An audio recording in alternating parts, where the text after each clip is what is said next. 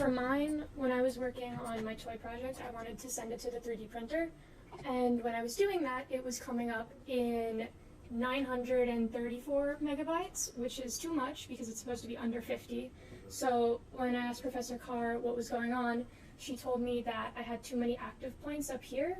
So in order to fix that, she showed me how to bring that number down. So what you're going to do is you're going to select whatever subtool has too many layers. In my case, it was all of them. So you're going to go to Z plugin, Decimation Master, and then I don't know why you have to do preprocess current first, but you have to press preprocess current, and it I think it goes over all of the active geometry points that you have at that moment, and then you have to wait a long time if you have as many as I do, which is sometimes 30 million. We're almost there.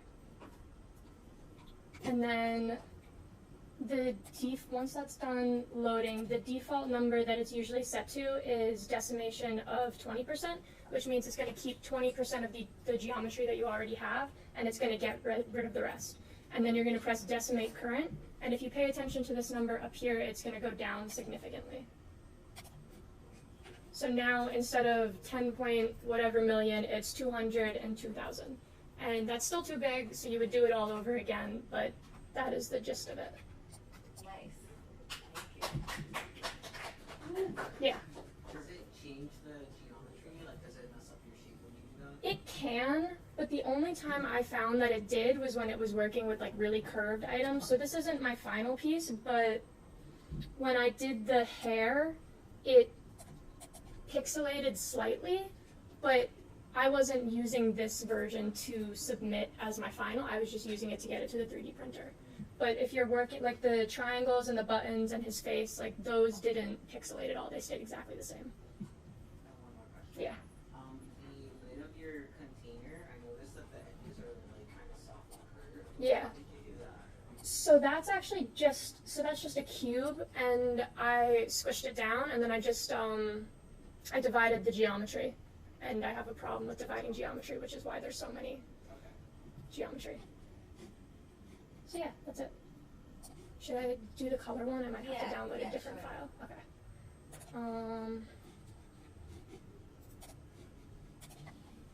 Let me find where's my character?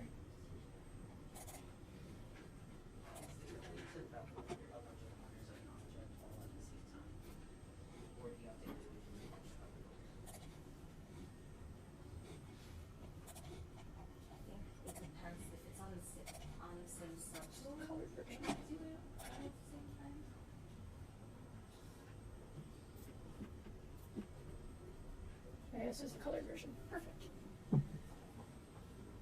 Okay, so for my other project, the character one, I was struggling because I couldn't figure out how to get the exact same color after I changed the color I was using. So since I'm not on color right now, let me turn off these. No. RGB. So no.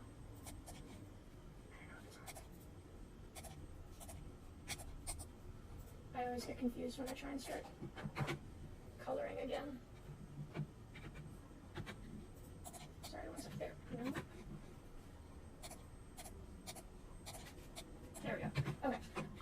So when I was trying to color, I was trying to get the same color that I already had the shirt because I had messed something up and I wanted to go over it, but I couldn't figure out how to get the exact same color. But when I was working on my toy project, I looked it up, and there is actually an eyedropper tool. So in order to get to that, you have to go up here to picker. You have to select color, and then if you drag from here, you can pick whatever color you want as long as you hover over it. So if I wanted to draw more on the belt, I can just select that. And then if I wanted to draw on the shirt, I can select that. That's really helpful. Random little thing that I learned. Thank you.